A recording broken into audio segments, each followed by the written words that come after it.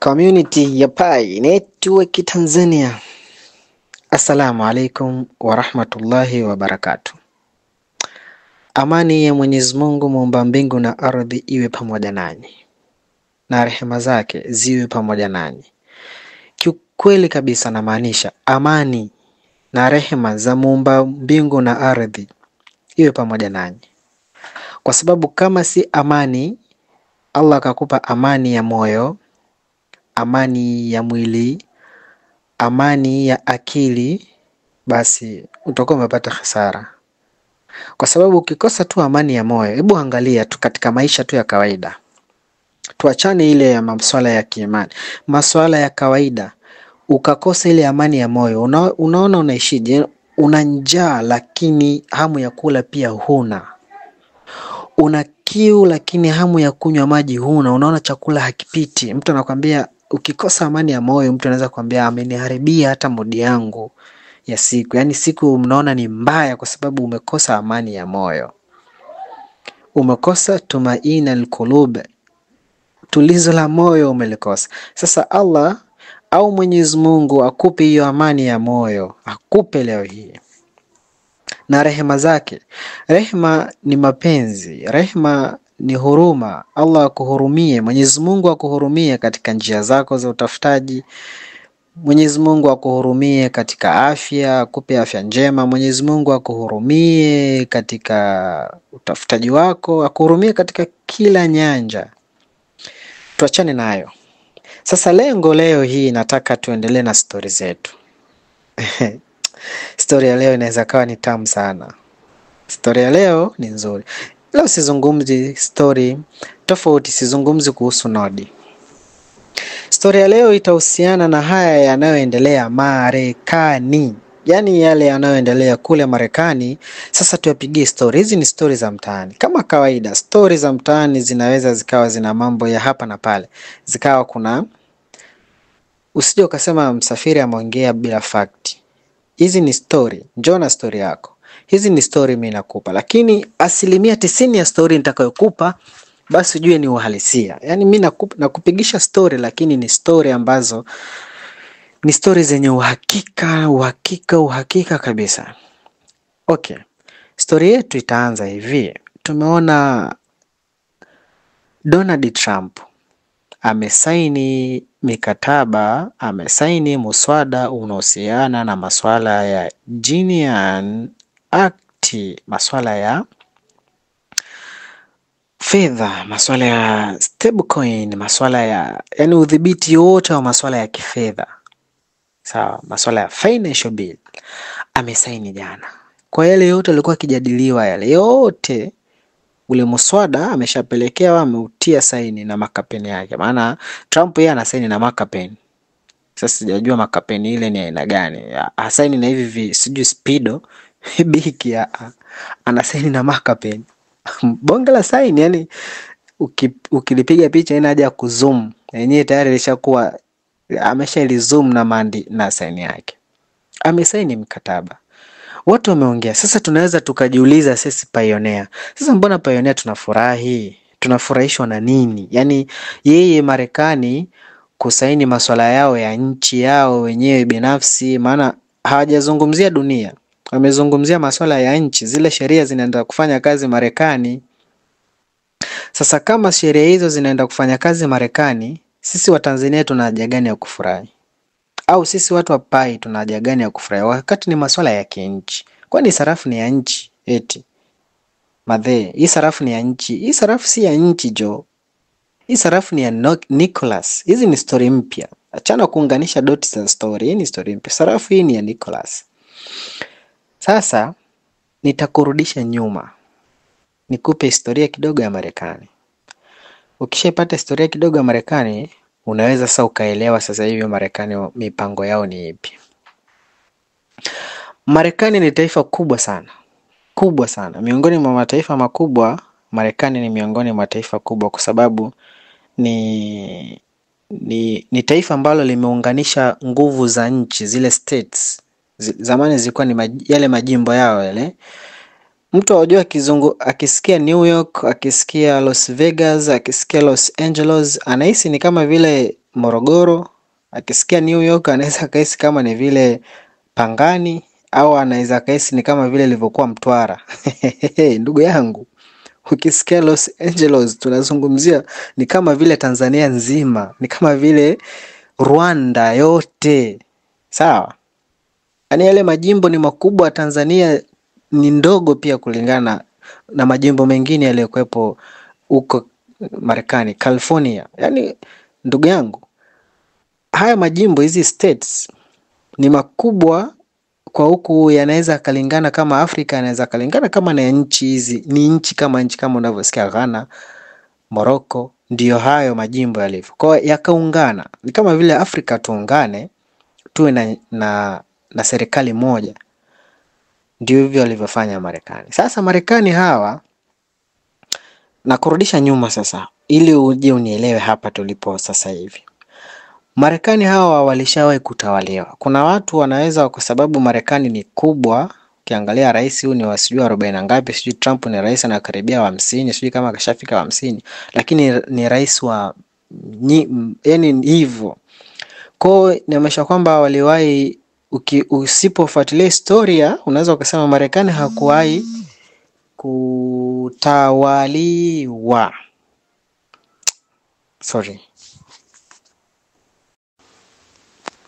Naam, niliongea na simu kidogo. Okay, tunaendelea. Sasa Marekani waliwahi kutawaliwa, walikuwa chini ya koloni la Uingereza. Sawa? Hawa baada ya kuwa chini ya koloni la Uingereza walipitia kipindi kigumu sana. Kama unavyojua, ukiwa chini ya koloni unapitia maswaibu, madhila mengi ya hapa na pale. Kuna baadhi ya uhuru wako binafsi unaweza ukanyimwa. Yani hivyo utakuwa kwa under controlled siku zote za kutawaliwa. Hao Uingereza hao bana, mashallah, wamewatawala wengi, watawala mabara mengi, walitawala sehemu nyingi sana. Kwa hadi Marekani wenyewe walitawaliwa na Waingereza. Kwa walipitia kipindi kigumu, lakini ni kama vile sasa hawakupenda, wakawa wanatafuta namna gani ya kujikomboa, kujitawala, kuwa na power yao, kurudisha nguvu yao, waweze kujitegemea Marekani kama Marekani, ya wawe na uchumi wao binafsi, wawe na currency yao. Kipindi hiko walikuwa wanatumia currency ya paundi. Paundi miaka hiyo ilikuwa inatumika, Waingereza walikuwa wanatumia paundi, mpaka sasa hivi wanatumia paundi. Kwa walikuwa wanatumia hela hiyo ya mtawala wao. Kwa hiyo ilivyofika mwaka 1776, sio 1900, sijakosea, usije kaisi nimekosea. Mwaka 1776 ndio Marekani wanapata uhuru kutoka kwa Uingereza. Wanajikomboa sasa rasmi. Kwa baada kujikomboa Marekani ndio wakaanza kujipata. Cha kwanza walichoanza kukitengeneza, walisema walianza kutengeneza, kwanza walipata changamoto nyingi ya kiuchumi. Kama vile nitoe mfano hivi. Kama wanawake mtanisamehe. Kama mwanamke ambaye anaishi na mwanaume ambaye hajafunga naye ndoa. Yani anaishi na mwanaume ambaye ni hawara, wanazini, wanafanya zina. Ndugu yangu, zina ni haramu, zina ni mbaya. Wewe payonea, ukipata pesa zako, Mwenyezi Mungu akakujalia, mradi wetu ukakufungulia hivyo, basi epuka zina, kwa sababu wengi malengo yetu ni kuingia katika zina. Kwa epuka zina. Zina ni mbaya sana, itakurudisha nyuma, itakuletea milipuko mbalimbali ya majanga. Sasa nichukulie mfano kama mwanamke ambaye anaishi na mwanaume pasi na ndoa, wanafanya zina. Halafu bahati mbaya wakapata na watoto, lakini yule mwanamke akaa ananyanyasika. Yani ananyanyasika na yule mwanaume, hampi uhuru wake mzuri, mwanamke hampi mahitaji yake, hampi huduma zile huduma nazo. Yani kifupi mwanamke ile full hospitality ya mapenzi haipati. Yani kule kujaliwa kule hakupati, yuko rafu, hali vizuri, havai vizuri, haishi vizuri, apewi maneno mazuri. Yani yeye kila kitu kwake ni munkar. Yani kitu Kwa yule mwanamke anaishi na yule mwanaume kwa sababu wajua wanawake hawa mama zetu wana huruma sana. Wana huruma, wamepewa mioyo ya huruma. Kwa mwanamke anaweza ukamwona yupo kwenye ndoa, hata hawa waliokuwa kwenye ndoa. Kuna wanawake wapo kwenye ndoa wanateseka, wanapitia masaibu makubwa sana, lakini akiangalia na watoto kwamba nikiondoka watoto wangu watateseka, sitaki watoto wangu wakalelewa na baba mwingine, ili mradi watoto wangu wanakaa, wanasoma, wanakula, acha nivumilie huu ujinga huu mwanamke wa huu mwanaume. Unajua wanawake wako hivyo. Poleni sana mama zangu, dada zangu. Hivyo Mwenyezi Mungu awape subira. Na ndio maana pia mwanamke ukiangalia kwenye dini yetu ya Kiislamu, mwanamke pepo yake imewekwa karibu sana kwa mwanaume. Kwa sababu ana subira. Kwa ile subira yake, yani mwanamke automatically ameumbiwa na hiyo subira ya kuvumilia. Hata mwanamke ambaye hana dini lakini yupo razi kuvumilia kwenye ndoa kwa sababu ya. Kwa sasa Mwenyezi Mungu kwa sababu amemuumba mwanamke na kuletea uzuri wa dini. Kwa sababu Mwenyezi Mungu ndio amemuumba mwanamke na akampa moyo wa subira, akasema sasa hii subira hii aibadilishe. Badala aishi kwenye subira kwa sababu ya watoto, aishi kwenye subira kwa sababu ya pepo ya kumtii mume, kwa sababu lakini kumtii mume kwenye masuala ya kheri, masuala mema. Akimtii mume wake, mwanamke akamtii mume wake afu akafanya ibada zake, mwanamke huyo ni moja kwa moja akifa anaenda peponi. Lakini mwanaume pepo yake ina vipengele ni vingi sana, lakini mwanamke pepo yake aliolewa. Hivyo, kwa ile subira yake akibadilisha. Kwa hiyo kwa sababu Mwenyezi Mungu anamjua mwanamke hivyo. Sasa narudi kwenye mfano sasa. Tuachane na hayo mambo, ni mambo mengine mabaya mengi. Samahani kwa wale ambao nimemkwaza katika huo mfano wa masuala ya dini.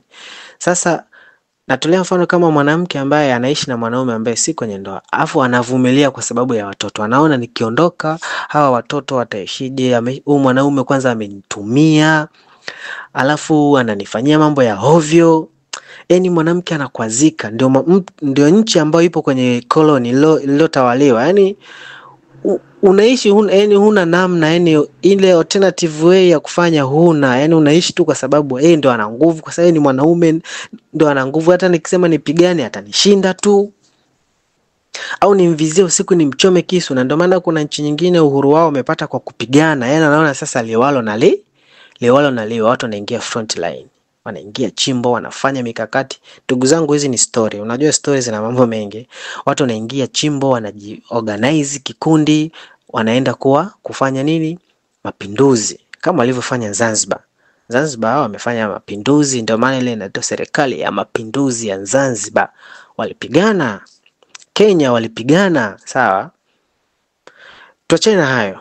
Kwa hiyo sasa mwanamke akishakuwa hivyo, mwisho wa siku akasema amejikomboa kwenye yale mahusiano. Akasema okay, naondoka na watoto wangu mathalan, au naondoka mimi mwenyewe. Akajikomboa sasa.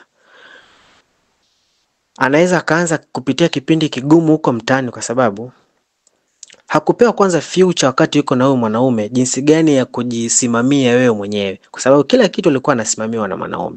Kwa atakapojitoa kwa yule mwanaume, maisha yale ya mwanzo yale ataishi kwa mateso. Atateseka kwa sababu kula yake, kulala yake, kuvaa yake ni yeye mwenyewe.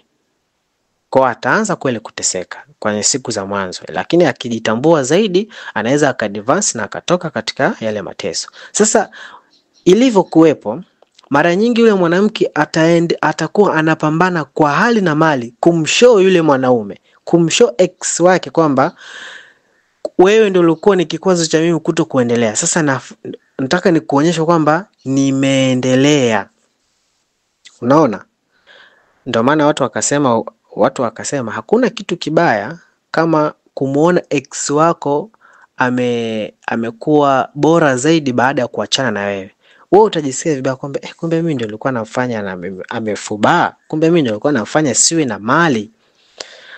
Na raha ya kukutana na ex ni wewe kuwa umeendelea zaidi, una gari ndinga nini. Kama ni mwanamke basi anaishi vizuri, anajipambania, anapendeza, yani ana maisha yake na biashara yake. Kwa hiyo ni furaha kwamba hata yule ex anaona kweli nilikuwa namuonelea yule mtu, mimi nilikuwa ni kikwazo kwake.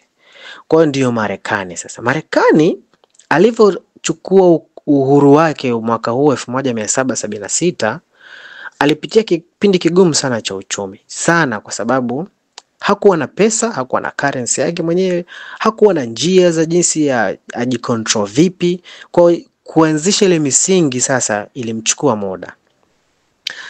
Na kila jimbo sasa, hizi states, New York, sijui labda Las Vegas, Los Angeles, Miami, wapi, walikuwa wana currency zao. Nao kila jimbo wametengeneza pesa zao. Kila jimbo wakawa wamefanyaje? Wametengeneza pesa. Lakini wengine wakawa wanatumia zile majimbo mengine wakawa wanatumia zile sarafu za wale wakoloni wao, sarafu za watawala wao ambao ni pound. Japo walikuwa washaachiwa uhuru, lakini bado wakawa wanaendelea kutumia pound, wengine wakawa wanatumia peso, ilikuwa ni sarafu ya Spain, sawa Kwa ule mchanganyiko ulianzia hapo, ule mchanganyiko wa yani nchi ikawa imejichanganya. Kwa kifupi wakawa wamejichanganya. Mwisho wa siku wakawa wanatamani au turudi kutawaliwa tena nini? Kama vile Tanzania kuna baadhi ya watu wanasema yani bora tungeendelea kutawaliwa na wakoloni mpaka sasa hivi ingekuwa nchi tumeendelea. Kuna watu wanasema Nyerere alikosea bana.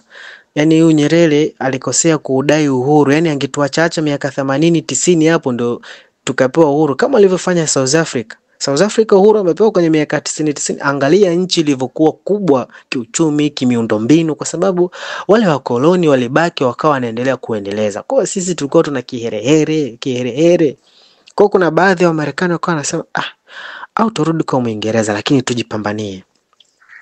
Basi wakaanzisha malengo na mikakati kuweka umoja wa kiuchumi. Sasa nakuja ndugu yangu, hizi ni story na kupigia.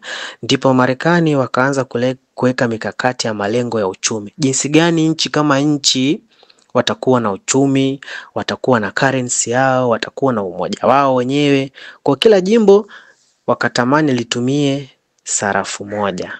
Hapo ndipo ikaanza kuundwa USD dollar, United State Dollar. Kwamba yale majimbo yale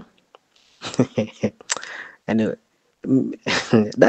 haya nacheka kwa sababu hivi vitu ninavyokupa ni vitu ambavyo usiponishukuru basi. Maana ya USD ni United State Dollar. Yani wakawa na dola ambayo ya yale majimbo, zile state ziwe zinatumia currency hiyo moja. Kwamba si New York wana currency yao, sijui Miami wana currency yao, pale Silicon Valley pale nanilio wapi wana currency yao. Sasa tuunde uchumi kwanza, uchumi wa nchi ambao uchumi wa nchi, lakini ili ukuwe na uchumi thabiti tuwe na currency ya kuunganisha haya majimbo, ndio ikaitwa United, umoja wa dola ya majimbo, state, United State Dollar, ndio ikaanzia hapo ikaundwa United State Dollar. Na mkakati wa hii ni ili kujenga heshima ya kitaifa, ya taifa jipya. Kwa hiyo ili kujenga heshima ya taifa jipya sasa kutoka kwenye mikono ya hawa wazandiki, hawa Waingereza, wawe na heshima. Heshima hiyo kwamba iletwe na sarafu, ambayo hiyo sarafu itakuwa ni ishara ya uhuru. Kwamba ni ishara hii United State Dollar, lengo yao pia ilikuwa ni kujikwamua kiuchumi, afu pia iwe ni ishara ya nguvu au ya heshima kama taifa, pia iwe ni ishara ya kujikomboa katika uhuru. Kwamba sasa nao tumeweza kujitegemea. Kuanzisha biashara ya ndani, hiyo sarafu itakuwa ni kwa ajili ya biashara ya ndani na biashara ya kimataifa, ili iwe na nguvu, ushawishi wa nje, na uchumi wa kitaifa na uchumi wa kimataifa. Hilo ndilo lilikuwa lengo la Marekani kuanzisha USD. Na lengo hilo kiukweli waliweza kulifanikisha. Walilifanya kwa umoja wao, kwa unity yao, kwa united yao kwa ile unity yao ya kuunganisha ile majimbo walifanya kweli. Ile imani yao walifanya kwa uchu kumshow yule ex wao ambaye ni Muingereza, ambaye kumuonyesha yule mkoloni wao kwamba wewe ulikuwa unatunyonya sisi, ulikuwa unatutumia kwamba sisi tunajiweza. Kwa wakafanya nguvu jitihada za hapa na pale. Kweli leo hii ukiangalia USD ukiangalia dola ya Marekani, sarafu yake ni sarafu ya uchumi wa dunia, kwa sababu imeshika uchumi yule mkubwa duniani. Duniani imeshikwa na uchumi wa dhahabu, mafuta. Ukiangalia soko la mafuta duniani linauzika kwa dola. Soko la dhahabu duniani linauzika kwa dola. Kwamba dhahabu inathaminishwa kuuzika kimataifa kwa dola. Kwamba gramu moja sasa na dola kadhaa. Sio gramu moja sasa na shilingi kadhaa. Gramu moja sasa na UN kadhaa. Gramu moja ya dhahabu sasa na dola kadhaa. Hilo ni soko la dunia. Kwa hii ni uchumi wa dunia. Yani USD imekuja kuwa kama malengo yao, imekuja kuwa ni uchumi wa dunia. Hali kadhalika tukija katika hizi financial reserve, samani, kwamba wakija mfano hawa katika world reserve currency, kwamba sarafu ambayo ni ya dunia ambayo inawekeka katika hazina za nchi tofauti tofauti ni USD. Mfano mathalan, leo hii mimi nikitaka kuhifadhi sarafu za kigeni benki kwangu, nitaenda kufungua akaunti ya benki kwa USD, kwamba nina benki kwa ajili ya kuhifadhi USD. Tanzania hapa NMB naenda, CRDB naenda, lakini si euro, si pound, si sijui nini, hapana. Kwa hii imekuwa ni kama ni reserve ya dunia pia. Kwa hiyo hii lengo lao hawa Marekani likaweza likawa kubwa, lakini sasa bado hasira yao iko pale pale. Marekani imekuwa ni taifa kubwa, likaja kuwa ni taifa kubwa kiuchumi duniani, ndio taifa lenye uchumi mkubwa duniani, ni taifa lenye nguvu duniani, sarafu yao ni sarafu kama inatambulika ya dunia. Lakini angalia sasa, pamoja na vurugu zote, hata wafurukute vipi, paundi bado iko juu. Yani yule mkoloni, ile currency yake bado iko juu. Sasa hivi paundi na dola ya USD, dola ya Marekani na paundi ipo juu. Na paundi inaongozwa na Marekani na Uingereza. Ni nchi moja tu, so Ulaya nzima kama ilivyokuwa Marekani nzima, ni Uingereza peke yake. England ndio wanatumia paundi, Uingereza peke yake wanatumia paundi. Labda sijui na kama sijakosea sijui ni Sweden kama sijakosea, lakini Uingereza wanatumia paundi.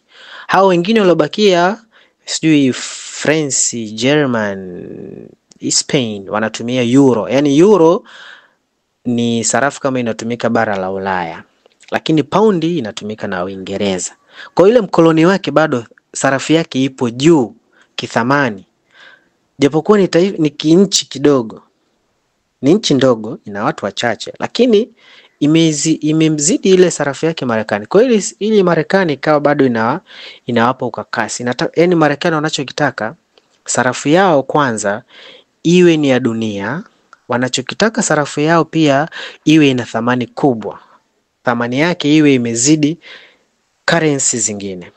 Na wanachotaka pia Marekani hapo baadaye, yani wanachokitaka hata rais wa Marekani awe ndio rais wa dunia. Na ndio maana utaona Marekani ni msemaji wa rais nchi nyingine. Mfano mimi nikianza chokochoko na Mkenya hapa, mathalan tumechoanza kuchokozana, huko msuta mwenzake, tumeanza kupigana kidogo tu ngumi, tukaanza kurushana mawe, Marekani atataka kuja kuwa msemaji wetu. Sawa, utasikia Trump huko ameongea. Yani anataka kuwa rais, yani wanataka ile nchi ya Marekani iwe ndio nchi ya dunia inayotawala dunia nzima. Na ndio lengo pia la Trump kuingia madarakani. Yani Trump sio kama yeye ana shida. Trump wakati anaingia madarakani amesema mimi sitaki kulipwa mshahara. Kwa mshahara mnaonilipa mimi, anayelipwa rais wa Marekani, kwangu mimi ni kitu kidogo sana. Yani mimi naweza sekunde moja nikaingiza hizo hela anazolipwa rais hata za mwaka mzima. Mimi nina pesa zangu, na miradi yangu, na ndege yangu, na yani hivyo. Kwa mimi nilichokuja kugombea urais sio pesa, sio madaraka, nimekuja kugombea heshima. Nataka dunia itambue Trump ni nani. Who is Trump? Kwamba nataka aje kuwa rais wa dunia. Ndio lengo lake. Sasa baada ya paundi kuiumiza kichwa sana USD, yanaumiza sana kichwa, Trump na kabineti yake wakaja na mpango. Sasa tufanyaje? Hizi ni story ndugu zangu. Wakaja na mpango. Sasa tufanyaje? Kwenye hela za makaratasi hawa bado hatuwawezi. Tuhamie upande wa pili. Wapi? Dunia sasa hivi inahama. Dunia sasa hivi watu wengi wameelekeza macho yao kwenye digital currency. Kwenye fiat currency naona kama watu wanaondoka. Alafu kama vile watu hii paundi sisi hatuiwezi. Kwa hiyo tufanyaje? Tutengeneze digital asset. Tuhamie kwenye digital currency. Marekani tuwe tuna uchumi wetu sasa hivi tuhamishe phase wa uchumi uhamie katika nini? Digital currency. Tuwe na currency kwamba Marekani sasa hii USDT, hii USD ya karatasi sasa hivi si hatuitumii, hatuitaki, ishapitwa na wakati. Kama nyie paundi mnaona hii ndio wakati, nyie endeleeni nayo nyie. Sasa si hatuitaki. Sisi tutaanza malipo sasa ya serikali, malipo ya bidhaa, malipo ya huduma, malipo ya kununua, ya ku-export na ku-import tutafanya katika digital currency. Oya, so poa, watu wa mtaani wanasema. Nyie si mnaona paundi yenu iko juu, euro yenu si mnaona ipo juu. Kwa sababu tukienda kwenye masoko sasa katika Bureau Exchange, nyie si mnaona kama mmetupiga gepu. Kwa bado X anatamba, yani bado X anatamba mtaani. Sasa sisi tunahama. Tunakuacha mwenyewe kwenye njia yako hiyo, sisi tunahama. Tunahamaje sasa? Katika malipo export na import yoyote ile, katika malipo yoyote ya serikali tutafanya katika digital currency. Unaelewa hapo maana yake ni nini? Unaelewa malengo yao ni nini? Tunarudi kule kwenye lengo la wao kuchukua ile kuanzisha USD ni kujitawala kiuchumi nje na ndani. Afu kuonyesha umwamba kwamba sisi tuliweza kuwa na haki ya kujitawala wenyewe, si kutawaliwa. Afu tunataka hii sarafu yetu iwe ni bora kuliko sarafu nyingine. Unaelewa? Kwa digital currency zinatumika tu, bado zinatumika locally, si officially. Zinatumika yani kiloko, yani kichini chini, zinatumika kienyeji yenyeji, sio ile officially kinchi kama nchi. Sasa Marekani wanataka hii digital currency waifanye kama ndiyo sehemu ya pesa ya serikali, kwamba serikali itaruhusu malipo yote ndani ya mifumo ya benki, katika taasisi binafsi za taasisi za umma, sijui nini. Ukitaka kwenda kununua bidhaa za nchi, sijui kuwekeza mafuta, kununua mafuta, kuleta na kuingiza dhahabu, hazitafanyika tena kwa USD. Zitafanyika kwa either USDT au USDC. Halo. Sasa maana yake Marekani hapa anamaanisha nini? Anaenda kuanzisha utawala mpya baada ya ule utawala ulioanzishwa miaka 1700 iliyopita. Kwa sababu sarafu yao ya USD ilianza mwaka 1700 kama na 1780 fulani hivi, wakaanzisha hiyo USD. Kwa hiyo lile lengo wanataka wanalibadilisha. Sasa wakaanzisha sarafu mathalani tunakuja mathalani sasa. Wakaanzisha sarafu inayoitwa labda XRP. Natoa mfano. Sitolee mfano mimi kwenye pai. XRP ikawa ndio stablecoin ambayo itakuwa inatumika kwa malipo hayo. Inamaanisha kwamba Marekani hawatathaminisha tena bidhaa zao kwa USD, watathaminisha bidhaa zao kwa XRP, ambayo XRP moja, au tutoe XRP tujalie Solana au nini, tujalie Solana. Labda Solana moja sasa na USDT la 100, sawa? Kwa hiyo ili uweze kufanya biashara na Marekani katika masoko ya kimataifa, yatabadilika automatically. Kama dhahabu ilikuwa inauzwa gramu moja sawa na USDT, labda kilo moja ya dhahabu ilikuwa inauzwa sawa na USD na dola za Kimarekani labda 100,000, sawa? Sasa hivi haitaenda kuitwa sawa na dola 100,000, itakuwa sawa na Solana 3 au Solana 2. Sio, unanielewa? Hivyo ndio watakachokifanya hivyo. Lengo lao nini? Lengo lao ni ili kuwakwepa wale wale wakoloni wao kwamba sasa na hao wakoloni ili thamani yao ile paundi ije ibadilishike iwe ni sawasawa na currency inayotumika sasa hivi Marekani, itakulazimu katika Bureau Exchange itakuwa sasa paundi moja ni sawasawa na currency ya Marekani 0. ngapi ngapi. Umeona na nini mageuzi waliyofanya Marekani. Ndio maana tunaita haya ni mageuzi ya teknolojia, mageuzi ya viwanda. Umeona mageuzi waliyofanya. Sisi ilikuwa USD yetu kila tukienda katika kuiexchange na paundi utakuta USD moja sawa na paundi 0.0. Sasa leo hii tunageuza sasa. Yaani mapinduzi yanabadilika moja kwa moja. Inakuwa paundi sawa na currency ya Marekani 0.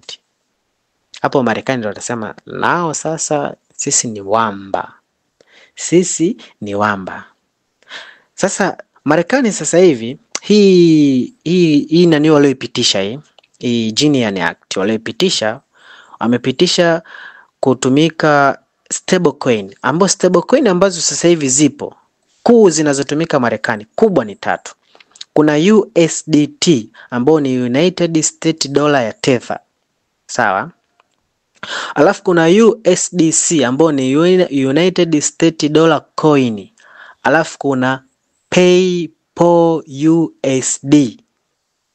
Sasa hii PayPal USD nao ni stable coin ambayo inatumika wapi Marekani, ambao sasa raisi au co-team founder wa PayPal USD au wa PayPal ambao ni inahusika na masuala ya malipo ya mtandaoni. PayPal inahusika na masuala ya malipo ya mtandaoni ni David Sacks. Sasa David Sacks ameonekana akishiriki kwenye vikao vingi sana vya hii Senate ya nini kwenye haya masuala ya kuunda stablecoin. Ameonekana akiongea mbele ya Trump, akitweet mara nyingi sana, akiongea vitu vingi sana kuhusiana na stablecoin. Sasa David Sacks ameandika katika ukurasa wake wa Twitter ambaye wadau wengi wame reply. Wengi. Kuna mmoja ndio amenifurahisha. David Sacks aliandika a revolutionary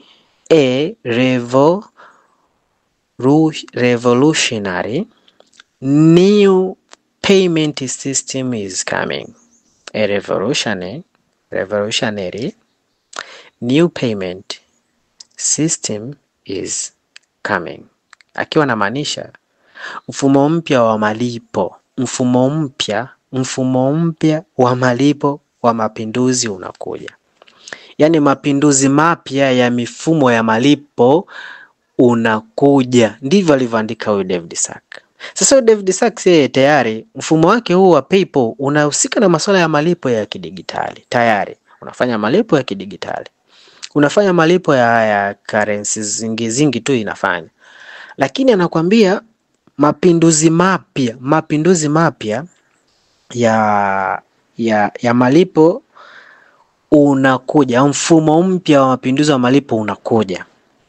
Na ameandika kama sijakosea ni jana, sijui ni juzi, ni leo, sijui ndo ameandika hivyo. Sasa kuna mtu mmoja yeye akareply huko Twitter. Akaandika yeye akasemaje? Akareply hiyo nani yake akaandika akasema yeye akaandika and I can tell you this. Something was built specifically for payment and it's not BTC. Akiwa na maanisha naweza kukwambia hivi kwamba naweza nikakwambia hivi kwa hayo maneno ya David Sacks kwamba mfumo mpya wa malipo wa kidigitali, sasa mfumo mpya wa malipo wa mapinduzi unakuja. Yeye akaandika mimi naweza nikakuhakikishia au nikakwambia hivi, kuna kitu kilichojengwa mahususi kwa ajili ya malipo. Yaani kama hii PayPal inahusika na malipo, afu yeye mwenyewe alianzisha hiyo PayPal anasema kuna mfumo mpya tena ni wa mapinduzi unakuja. Sasa ni mfumo gani huo? Sasa huyu mdau akasema mfumo mpya uliojengwa ni mahususi kwa ajili ya malipo. lakini akasema na kuhakikishia, lakini sio Bitcoin. Huo mfumo wa malipo huo sio Bitcoin, ni mfumo mpya mwingine, sio Bitcoin. Sasa ukiangalia lengo sasa, tunarudi sasa, lengo la Marekani kuanzisha huu mfumo wa kuhamisha malipo yao yanafanyika malipo katika masuala ya digital currency, digital asset. Lengo lao kuu ni kuweka dhamana, kuweka ukubwa wa currency yao Marekani. Sasa ukiangalia USDT ambao ni stable coin ya Marekani, ukiangalia USDC inatumika kama stable coin, ukiangalia hiyo PayPal USD inatumika kama stable coin, zote ni backed kwa currency ya Marekani ambayo ni USD. Zote zinakuwa backed na USD. Zote zinakuwa backed na USD. Kwamba USDT moja ni sawa na dola moja ya Marekani, USDC moja ni sawa na dola moja ya Marekani, na pia hiyo PayPal USD moja ni sawa na dola moja ya Marekani. Kwa hiyo kunakuwa hakuna walichokifanya. Inakuwa sawa umeruka huku, yani umekubali, umekataa jero mbili, umekubali buku. Yani inakuwa ndo tafsiri yake kama hivyo, umekubali jero mbili, umekataa jero mbili, lakini ukakubali buku. Kwa ni yale yale una buku. Kwa hiyo sasa kitakachokuja sasa, either wataanzisha sarafu nyingine au kuna sarafu nyingine imeandaliwa kuja kuwa ni mbadala wa currency ya Marekani. Wewe unavyohisi ndugu yangu, baada ya history unavyohisi ni currency gani hiyo? Kwamba tangia huko Marekani walivyotoka mwaka 1776 mpaka leo hii 2025, na hapo nilipo nimekuadisia ni story, nimekuadisia kwa uchache ili kurefusha mambo kwa mengi. Wewe unahisi nini? Mimi nilichokihisi, nilichohisi mimi, lakini huenda mfumo huo wa malipo utakavyoenda kukubaliwa, huenda ikawa labda ni Pi Network. You never know. Huwezi jua ndugu yangu, yaweza kawa ni Pi Network. Lakini watu watajiuliza sasa, Pi Network itawezaje kuwa stable coin? Sawa, kuna vigezo kweli ukichunguza Pi Network inatoka katika nini? Katika stable coin. Kwa sababu stable coin, yani ukichunguza Pi na ukichunguza stable, kwanza malengo ya Pi ni kufanya Pi kuwa ni utility token. Sawa? Utility token au utility coin. Kwa hiyo na stable coin inataka iwe na backed, kama watu wengi wanavyohisi, wanavyoelewa hivyo, inataka iwe na backed ya fiat. Na hata wao katika hiyo miswada yao waliopitisha wamesema ili wewe uwe uruhusiwe kuingia, yani kwamba atakayeanzisha stable coin yoyote, mwingine atakayeanzisha stable coin, ili iwe backed, ili iwe stable coin itafuata hizo sheria mpya zilizotungwa Marekani. Sheria mpya ni vipi? Uwe na currency ambayo itakuwa backed na coin yako. Mfano mathalan, msafiri, mimi nataka nianzishe stable coin yangu inaitwa Mzirai coin, alafu nataka niifanye iwe stable coin. Sasa nitaangalia hiyo Mzirai coin na coin ngapi, labda na coin 50 au coin 100. Alafu nikasema sarafu yangu mimi ni sawa na sarafu yangu moja ni sawa na labda na dola 100, kwa sarafu moja sawa na dola 100. Si ndivyo? Nakupa mfano hai uelewe. Sarafu yangu Mzirai, sarafu moja sawa na dola 100 za Kimarekani. Alafu sarafu zangu ziko 100. Nataka hizi sarafu 100 zifanye ziwe ni stable coin. Kwa nitakachotakiwa kufanya, sheria ya kwanza, ili iwe stable coin, natakiwa niwe na dola zenye thamani ya zile sarafu zangu. Sina dola 100. Yaani sarafu zangu si ziko 100. Alafu kila sarafu moja ni sawa na dola 100. Kwa natakiwa niwe na dola zenye thamani ya zile idadi. Kwa nitapiga hesabu. Sarafu ziko 100, sarafu moja sawa na dola 100. Kwa nitapiga 100 sarafu mara dola 100. Na sawa na dola ngapi? Kwa hiyo maanisha kwamba ni dola 100 mara 100 ni sawa na dola ngapi?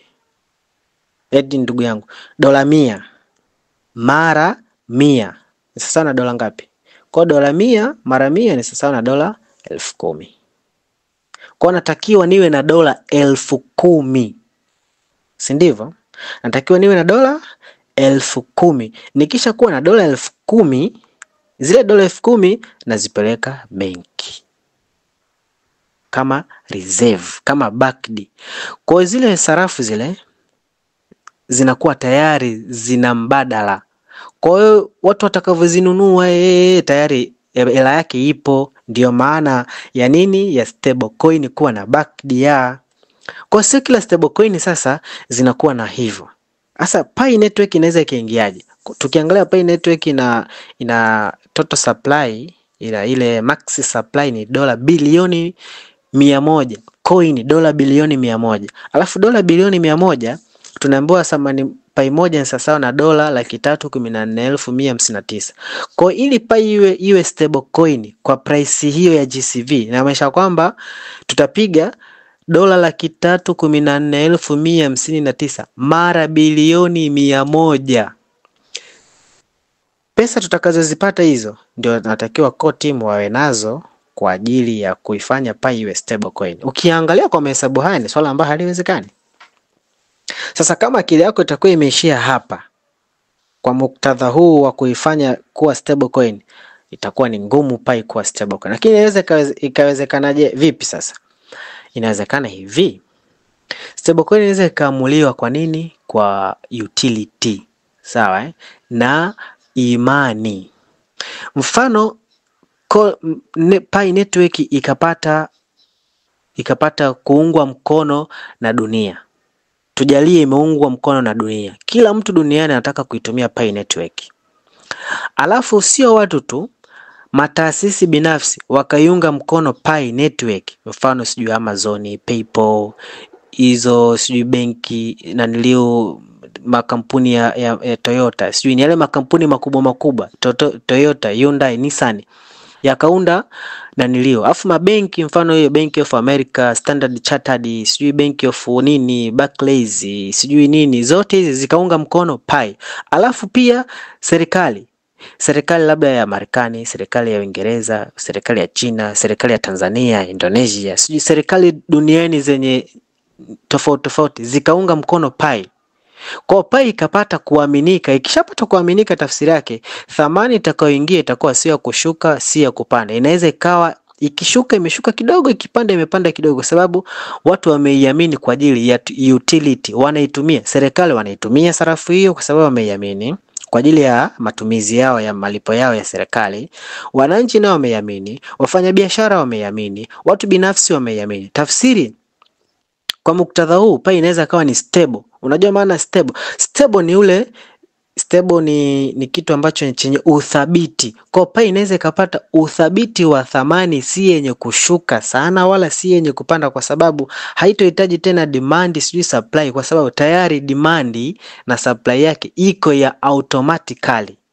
Unaelewa jamani? Wewe jamaa wangu, hizi ni story, lakini unaelewa hivi kwamba kwa sababu dunia tayari imeshaielewa Pi, haitohitaji sijui kusikia labda sijui kitu gani kinaweza kusababisha Pi ikashuka thamani, sijui kitu gani kikaja ghafla ya Pi ikaipandisha thamani. Kwa sababu dunia nzima yote iko katika level na uelewa sawa, wameielewa Pi sawa. Kwa kama wameielewa sawa, wakaanza kuitumia hivyo kwenye ecosystem, Pi ikawa inatumika kwa thamani ya dola 300,000 mathalan. Hiyo dola 300,000 hawezi kashuka tena wala ikapanda tena. Kwa sababu gani? Ndio imeshaamuka hivyo, imeamuliwa, imeamuka yenyewe, imejiamulia hivyo kutokana na ile community walivyofanyaje, walivyoipa thamani, walivyoielewa. Ndio maana core team akasema thamani hii ya hii sarafu itaamuliwa na wenyewe, kwa watakavyoamua ndio hivyo hivyo. Kwa hiyo hii inaweza ikawa ni utility. Na core team na Marekani walivyoanzisha hizi sheria, wanataka waanzishe mfumo mpya wa malipo. Tunakuja Bitcoin haina sifa hiyo ya malipo, kwa sababu Bitcoin kwanza watu wengi hawana duniani, cha kwanza. Ndio maana yule bwana akasema sarafu malipo hayo si kwa ajili ya Bitcoin. Bitcoin watu wengi hawana. Unaelewa? Sasa kama Bitcoin watu wengi hawana, haitakuwa ni malipo kwa ajili ya dunia. Marekani atakuwa amefeli. Cha kwanza. Cha pili, Bitcoin imeshafanywa uchunguzi. Transaction yake inachelewa. Transaction ya Bitcoin inachelewa. kutoka kwenye block yake kwenda kwenye block nyingine inachelewa kupitia katika ile application programming interface, ndio inapitisha ile Bitcoin kutoka kwenye blockchain yake kwenda katika blockchain nyingine, anatumia API, application programming interface. Kwa ile daraja ile linachelewesha ile block ya transaction. Wamesema inaweza kachukua dakika kadhaa kufika. Sasa hii katika malipo ya serikali haitakikani hii kucheleweshwa. Alafu pia inafanya block chache, ina validate block chache kwa muda mdogo. Yaani kwa muda mwingi ina validate block chache za miamala. Lakini pia wamefanyia uchunguzi, wametoa miamala mikubwa ya hiyo $300,000, wametoa miamala mikubwa halafu kwa wingi, lakini imetumia muda mchache, sekunde, yani sekunde moja tu imetoka miamala laki. Sekunde moja imetoka miamala milioni. Kwa hiyo inamaanisha kwamba kama Marekani unataka kuitengeneza sarafu ambayo itakuwa ni kwa ajili ya utility, kwa ajili ya malipo, kama vile PayPal wenyewe wanavyotaka kutengeneza sarafu ya malipo kwa watu wengi, kwa worldwide, hawataiangalia Bitcoin kwa sababu Bitcoin haina hizo sifa. Sifa hiyo ni sarafu gani?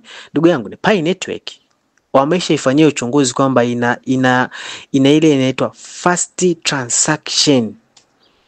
Ina ile haraka wa kufanya malipo. Yaani ukitoa muamala umefika, yani utaambiwa sijui subiri dakika 5, muamala angalia kwenye address ya wallet iliyoenda, ulipopeleka hizo sarafu zako angalia imefika, subiri dakika 5. Hiyo swala halipo. Yani ukisema send imeenda, imefika, message imeingia.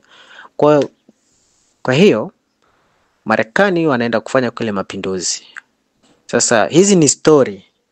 Kwa tuone hiyo tarehe 1 mwezi wa 8 ambao wamesema ndio malipo hayo yanaanza kwenda kuakti rasmi, yanaenda kutekelezwa rasmi, yanaenda kuanza rasmi. Je, tutaona sarafu hiyo ni gani? Je, ni sarafu zile za kwa stable coin? Hiyo ni ipi? Ni stable coin hizi za sasa hivi USDT, USDC, PayPal, USD, ni hizo au kutakuwa na stable coin nyingine ili Marekani waendelee kuchapwa na paundi, waendelee kutambiwa na ex wao? Bila shaka mimi naona Marekani hawawezi. Sasa haya ndio kwa DC mimi hizi story hautaweza kupata haya sehemu yoyote ile, nenda huko sijui wapi, hutoweza. Story hizi zimeunganishwa story za kitaa mbalimbali na kuletea mimi. Sawa, nimekupa hiyo Msafiri Mzerai. Ishi nao. Poleni sana, asanteni sana. Salamu alaikum warahmatullahi wabarakatuh.